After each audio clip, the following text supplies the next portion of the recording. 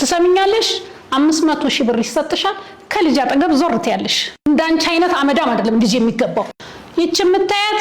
የልጅ እጮኛ ናት ይሄ ደግሞ የምታየው ቀለም የሚቀባው የልጅ አፓርትመንት ነው ገንዘብሽን ወስደሽ ድምጽሽን አጥተሽ ትጠፊያለሽ አለዛ የሚያጋጥምሽን ታውቂያለሽ 500 ሺህ ብር ነው ያላችሁ